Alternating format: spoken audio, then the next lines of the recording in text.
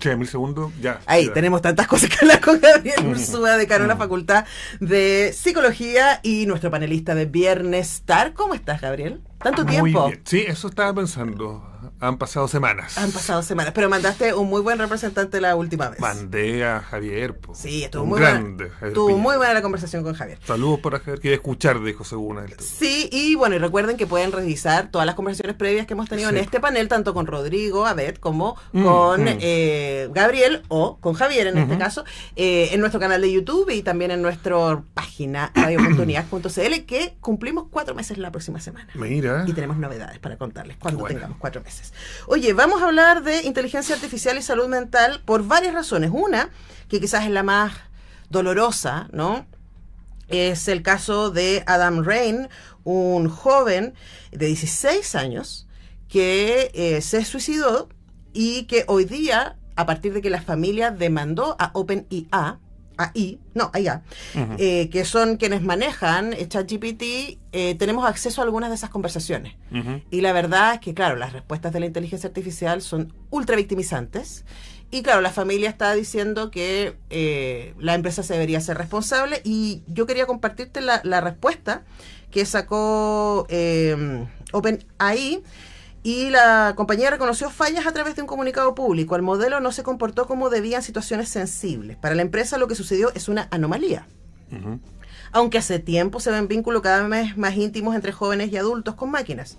Prometieron mejoras asegurando que trabajarán con expertos para que la tecnología proteja a las personas en sus momentos más vulnerables. Pero este no es el primer caso que conocemos de gente que termina en situaciones críticas de salud mental al empezar a interactuar con la inteligencia artificial como consejero e incluso como terapeuta.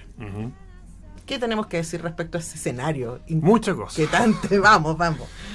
A ver, yo lo primero, bueno, me subí un poco, estoy un poco incómodo. Es que es un fenómeno complejo, po. Ya un fenómeno complejo, análisis complejo, po, ¿no? Porque uno, y yo lo he escuchado, ¿no?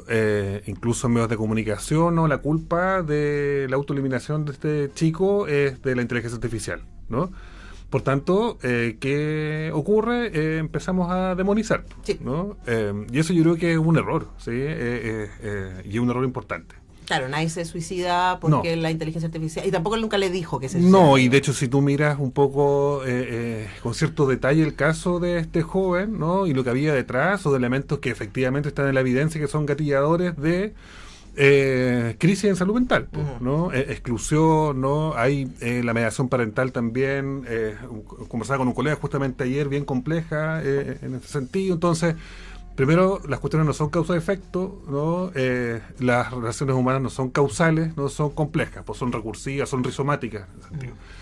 Ya, despejado eso, pero efectivamente hay un hecho ahí tremendamente relevante, pues. ¿En qué sentido? Los seres humanos actuamos en virtud de dos principios, ¿no? Por el deseo de ser querido o por la aversión a ser rechazado.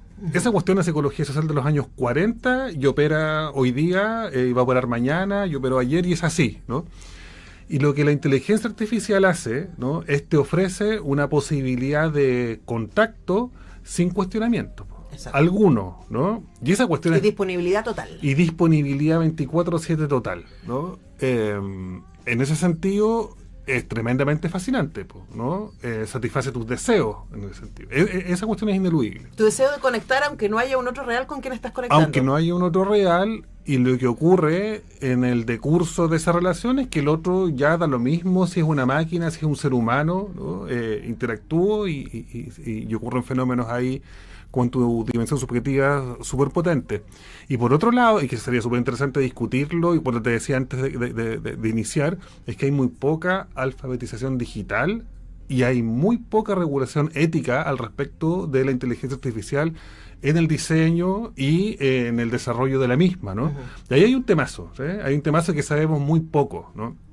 Como conversamos en alguna oportunidad acá, la inteligencia artificial está sideralmente avanzada y en este tema más aún. De hecho, no sé si te lo comenté en algún momento, carreras que estaban desapareciendo, que se están como diluyendo, filosofía, están agarrando fuerza hoy día de manera importante, fundamentalmente en Estados Unidos y en Europa, donde la IA está mucho más avanzada que en América Latina. Claro, porque ponen en cuestión qué entendemos por lo humano, que es la gran pregunta de la filosofía. Exactamente. Exactamente. Temas asociados a lo bueno y lo malo, lo humano, la responsabilidad, ¿no? Temas bioéticos también súper potentes en ese sentido. Entonces, primero, no demonizar a la inteligencia artificial. A mí me interesa que conversemos respecto de eso, porque yo ya he escuchado esto, hice clases esta semana y los estudiantes, cabros de 20 años, no, profe, la inteligencia artificial, vamos a terminar jajaja como matándonos, estamos súper estresados, peligroso, o sea, instala discursos de verdad, como registros de verdad. Y por otro lado, esto mismo, que pudiese parecer una cuestión que no aporta, pues hay que discutir, hay que conversar, hay que leer, hay que estudiar, hay que investigar al respecto. En relación como instrumento psicoterapéutico desde ningún punto de vista, ¿no? En el vínculo terapeuta-paciente ocurren cuestiones que van mucho más allá de que alguien te escuche incondicionalmente. ¿Sí? Yo diría, y me atrevo a señalarlo así, que hemos discutido con colegas, que la IA nunca va a reemplazar el rol del terapeuta, en ese sentido, ¿no? ¿Para quién quiere hacer la pega? Sí, porque como lo conversamos en un momento, de hecho me sacaste la palabra a la boca, para recibir ciertos consejos o tips que son más desorientadores, ¿no? Que orientadores en un sentido profundo, ¿no? De modificar cuestiones importantes. Pero el sentido de la psicoterapia, que tiene que ver con un trabajo de resonancia, de transferencia, de contratransferencia, de deseo, de paciencia, la IA no lo va no lo va a desarrollar desde mi punto de vista, yo diría que nunca, en ese sentido. Y por eso hay que defender la disciplina en términos de cómo hoy día está tan claro, pero Gabriel, me pregunto, diluido. Frente a generaciones que se están formando en la palmadita en la espalda, ¿no? Y uno lo ve, tú y yo lo vemos haciendo clases también. O sea, la idea de que nos manejan bien las exigencias, tienen muy poca tolerancia a la frustración y al trabajo, ¿no? Entonces, claro, uno puede entender que hay una generación que le viene bien y que piensa que está haciendo terapia, muy entre comillas, cuando habla con una inteligencia artificial que le responde cosas, pero que jamás lo va a cuestionar. Pero ¿sabes lo que hay ahí? Que estoy completamente de acuerdo contigo, pero no es responsabilidad de una generación que nace con ciertos elementos que hacen que sea más de cristal, hoy día que a mí me carga esa consideración, sino que habitamos un mundo que es mucho más hostil para los jóvenes que incluso que para nosotros mismos, ¿no? Sí, sin duda, y con más incertidumbres. Con más incertidumbre, con menos presencia materno-paterna. Nosotros, paréntesis, estamos haciendo un tremendo estudio en Ñuñoa, ¿sí? Para no medir la salud mental de los jóvenes de la comuna, sino para ver cómo ellos consideran la salud mental, en simple. Y lo que aparece ahí es justamente lo que estamos conversando, que es caldo de cultivo y campo fértil para que estos dispositivos tecnológicos aparezcan sin mediación alguna.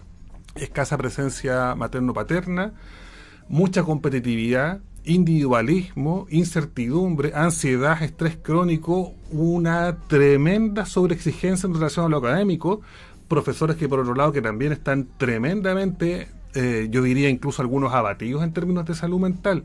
Por tanto, ahí sí hay una pega que hacer, ¿no? No hay vínculo comunitario, no hay espacio público, y un largo etcétera, ¿no? Un largo etcétera. Entonces, el problema nuevamente no es ni de la IA, ni es de esta generación mal denominada de cristal, sino que el mundo adulto acá algo no estamos haciendo de buena manera, ¿no? Y estoy hablando de cabros entre 13 y 17 años. Sí. Lo conversamos acá, la tasa de suicidio, somos los campeones en América Latina en adolescencia, juventud y en jóvenes universitarios. Varones, lo que conversábamos recién, pero el tema de la masculinidad, ¿no? Entonces, desde mi punto de vista, un tema que además es súper fascinante, ¿no? Oye, la IA causa un vínculo con el otro y lo causa, ¿no? Sí, pues que porque lo que hay muy bien. Y te trata excesivamente bien, sí, sí, y lo que ocurre ahí es que se están transformando las relaciones, ese es un tema también que eso sí es concreto, es material, sí, o sea, el duelo que la gente siente y ha sentido con el cambio del GPT-4 al GPT-5, esa cuestión es real, ¿no? Y la mayoría dice, pero ¿cómo? ¿No? Ese duelo es real. Que ya el GPT es un poquito más distante. Es que es un poco más distante, exactamente. Para evitar este mismo tipo de cosas. Ahora, ahí, por ejemplo, esa decisión tuvo que ver también con la cantidad de gente que expresaba relacionarse románticamente con la inteligencia artificial. A los Hair, que hace tan poco tiempo fue ciencia ficción, ahí está. Y ahí yo pensaba y lo comentaba con una amiga psicóloga, colega también, sobre, claro, y además ese mismo ejercicio te distancia aún más de la posibilidad de tener un vínculo real, porque la otra persona nunca va a estar 100% disponible. El otro es un otro misterioso siempre. Y segundo, debería, siendo un otro, desafiarte. O sea, una de las gracias de estar en pareja es ser desafiado, creo yo, ¿no? Y que te ayude a mirar el mundo desde otros lugares y que te haga preguntas respecto a tus propios procesos, que te acompañe, no solamente. Entonces, esta cosa de 100% de disponibilidad y 0% de cuestionamiento hace que para mucha gente sea un tipo de pareja ideal. Sí, po, aunque no exista lo físico, que además me parece muy terrible. Sí, y habitamos en una cultura además de la inmediatez, donde todo es rápido, todo eso lo cumple la IA de manera súper importante. Y yo creo que eso no va a cambiar, ¿sí? Yo creo que esto se va a seguir agudizando. Yo lo que creo que tenemos que hacer es justamente discutir, regular en términos éticos en relación a aquello. Es decir, el duelo real, ¿sí? Tú aunque le digas que estoy de acuerdo contigo, oye, pero si tenéis que ir y tener relaciones reales, eso no va a ocurrir, ¿no? Porque el cumplimiento de expectativa es real respecto de la IA, pese a ser irreal, pese a ser una máquina. Lo que hay que regular el funcionamiento de la IA en términos bioéticos, ¿no? Eutanasia digital, que los creadores de las IA respectivas informen con relativo tiempo cuándo se va a modificar o cuándo va a desaparecer. Yo creo que esa es la discusión. Más que los humanos empiezan a cambiar su forma, pues esa forma de relacionarse ya llegó para quedarse. Es que ahí me pregunto también respecto a eso, ¿no? Porque como tú decías bien, Gabriel, esta persona, este chico que se suicidó tenía un montón de marcadores que deberían haberlos alertado. Y si, claro, le vamos y le decimos a la gente, oiga, tenga vínculos con gente real, tener vínculos con gente real es desafiante, pues. Es súper difícil. Y para muchas personas tremendamente incómodo y no es necesario. Nosotros estamos creando un artículo ahora que... ¿Cómo no va a ser necesario? No para todo, no para todo. Nosotros estamos creando un artículo ahora súper interesante donde el dispositivo digital, el celular, que está tremendamente demonizado. Tú ves, incluso hay colegas que hacen negocio asustando a los colegios y hacen capacitaciones de no ocupar la cuestión y que no sé qué. No estoy de acuerdo. Pero por otro lado, ¿sí? El dispositivo digital para los cabros es un factor protector. Los cabros a veces no quieren relacionarse con los otros, ¿no? Y eso desde nuestro punto de vista no tiene ninguna consideración o tinte negativo. Lo que pasa es cómo regulas, cómo medias, lo que el cabro va a ver, cómo se va a relacionar, etcétera. Porque si no, y sostenemos este discurso nuestro, ¿qué ocurre con el cabro chico que no se quiere relacionar de manera intensa como nosotros con otros reales? Exclusión, autoestima, autocuidado, cuestionamiento, salud mental deteriorada. Yo creo que tenemos que abrirnos a que hay otras formas de relaciones que son tremendamente incluso antinómicas a cómo uno las experimenta y las piensa. Ya, pero hay dos cosas. Y de verdad no tengo idea, así que confío en tu voz experta. Pero uno es, ¿no necesitamos los seres humanos de base vincularnos con otros seres humanos? Y dos, ¿no es que estaremos fallando en habilitarnos desde la infancia para uno relevar esa necesidad del otro que tenemos y dos, para habilitarnos a tener ese vínculo con el otro por incómodo y desafiante que sea, considerando que además es tan maravilloso en tantos otros sentidos? Sí, pero es que yo creo que, insisto, hay nuevas formas de relacionarnos, distintas, incluso contradictorias a lo que nosotros pensamos, ¿no? Malas o buenas, ahí cada uno le pone... ¿Y saludables? Sí, por supuesto. O sea, hay una plataforma del doctor Patricio Cabello que se llama Kids Online, que estudia justamente la salud mental y el bienestar de los cabros a propósito de las nuevas formas de relacionarse hoy día. Y el bienestar de los chiquillos ya no está asociado al bienestar que experimentábamos nosotros cuando niños. Claro, tampoco, jugar en la plaza o en el tampoco es antinómico. Los cabros también disfrutan mucho jugar en la plaza, en el pasaje con los otros, pero también disfrutan mucho haciendo otras cosas, ¿no? Estando en la casa, teniendo amigos virtuales, ¿no? Si acá el problema, ¿sí?, es cuando toda tu relación va a ser solamente con amigos virtuales, sí, o toda tu relación... yo creo que tenemos que tener una mirada más heterodoxa respecto, sobre todo hoy día, de la forma de relacionarse de los jóvenes, de los niños, de las niñas, ¿no? Yo creo que esa es un poco la apuesta. Irregular, insisto, yo creo que... pueden convivir ambas cosas. Pueden convivir, pero tenéis que regularlo. Y el tema que ocurre hoy con el día es que no está regulado. Los cabros chicos que se van al carajo con el tema de las plataformas digitales es cuando no hay mediación familiar. Eso está estudiado. Cuando no hay mediación parental. El cabro que termina muy mal es el que no tiene mediación parental. El que tiene mediación parental, de hecho, las plataformas digitales son súper luminosas para su desarrollo cognitivo, incluso emocional afectivo. Ese es el tema, desde mi punto de vista. Bueno, sí, porque pensando en lo que conversamos recién con el Pedro, respecto a la manósfera, o sea, un chico que tiene vínculos sanos con sus figuras paternas, especialmente con los varones de su familia, ¿cierto? Es difícil que le compre a estos tipos que le dicen las cosas que dicen en la manósfera. Entonces, yo creo que ahí adolescencia, que recién comentaba también el Pedro, da muy buena cuenta, y la culpa no la tiene solo un factor. Absolutamente. Como nos decían los chiquillos del estudio que estamos haciendo los niños, hay que trabajar en una cultura de la salud mental. ¿Y qué es una cultura de salud mental? Profe, respeto, sana convivencia, que nos escuchen los adultos. Eso ha salido en los más de 15 talleres participativos. O sea, para mí un problema acá de una mirada adultocéntrica, y yo también tengo ese sesgo, ¿no? Que nos escuchen, no nos escuchan, ¿no? Y los cabros terminan haciendo barbaridades. O, si no hacen barbaridades, terminan con una autoestima diluida, con una autopercepción de sí mismo súper compleja.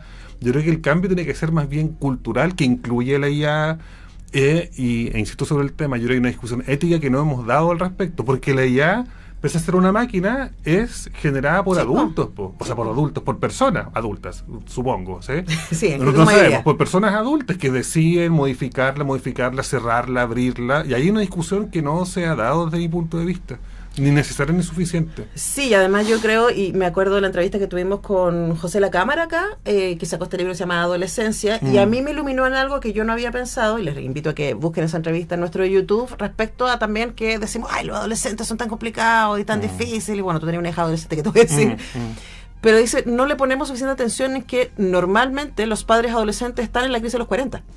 Y también están con sus propias crisis de sentido, de vínculo, etcétera. Entonces se encuentran dos crisis. Y yo creo que ahí quizás hay una tarea también para los adultos. Pero mire, si los cabros nos decían, y de nuevo estábamos en reunión de equipo ahora, ustedes deberían estudiar el poco tiempo que pasamos con nuestros papás. ¿Sí? Y nos describían, yo vivo en Buin, salgo del colegio a las 5, llego a las 7:30, 8, cenamos juntos, nos vemos 1 hora y media, y el otro día nos vemos en la semana del desayuno corriendo, y así todos los días, ¿no? Y en la semana estoy estudiando, los cabros más están sobreexigidos, el mundo adulto tiene que estar en la universidad, etcétera. Y ahí hay un tema que tampoco, que por eso te decía inicialmente, esta cuestión es tremendamente compleja. Cuando digo compleja no es que sea difícil, sino que hay que tener como... Es multifactorial. Es multifactorial, sí, compleja, como el paradigma de la complejidad de Edgar Morin. O sea, como, porque factor, desde mi punto de vista, es muy biomédico. Son elementos, son cuestiones rizomáticas que hay que mirar, que hay que explorar, que hay que relevar, pero la culpa no es de la IA. Sí, yo estoy de acuerdo. Yo sé que sí, pero eso instalarlo también, porque yo lo he escuchado, sobre todo esta semana a propósito del caso inicial. De nuevo, eso es simplificarlo. Es simplificarlo. Y nos cuesta lo complejo, pero ahí vamos. Aquí en este programa y en esta radio nos gusta lo complejo. Yo sé. Nos detenemos en los grises, porque además los seres humanos somos muy complicados. Oye, tenemos que dejarte ir, Gabriel Urzúa, pero nos encontraremos en un par de semanas. Absolutamente. Si me invitan, yo vengo feliz. Pero tú sabes que panelista de Viernestar, así que vamos a ir pensando que más cosas tenemos para hablar, siempre tenemos muchos temas. Yo les invito a que se queden, tengo doble invitación. Tantas canciones buenas. Con Muriel Riveros. ¿Por qué está haciendo puchero Muriel Riveros? Porque el invitado no ha llegado todavía. Pero está la Nelly. Seguro tiene cosas interesantes que contarte. Y siempre tenemos música fabulosa para escuchar en tantas canciones buenas. Debería llegar Roberto Tapia. Si no, él se lo pierde. Un homenaje a Humberto Campos. Otra estupenda, pero estupenda invitación que les tengo es a Nos Estamos Leyendo, el programa de Penguin Random House, que partió hace 2 semanas, con estupendos invitados. Estuvo Baradit con la José Cumplido la primera semana. La semana pasada estuvo Julio Rojas. Interesantísimo. Con el Hugo Riquelme. Ídolo. Total, le queremos tantísimo. Y hoy día estrena el programa con Mala Imagen y Carlos. Así que no se quieren perder esa entrevista, esa conversación, pues no es una entrevista, están los dos ahí entre pares conversando sobre procesos creativos, sobre dibujar, sobre inspiraciones, sobre influencias y todo eso a las 6 hoy día. Pero hay un programa también a la 1:30, pues. Puente de Palabras, también, no se lo quieren perder. Todo eso en nuestra estupenda Radio UNIAC. Y el fin de semana, repeticiones de todas estas conversaciones fabulosas, y yo llego el lunes a las 10 para un nuevo Comunicarte. Que estén muy bien, gracias equipo, son lo máximo.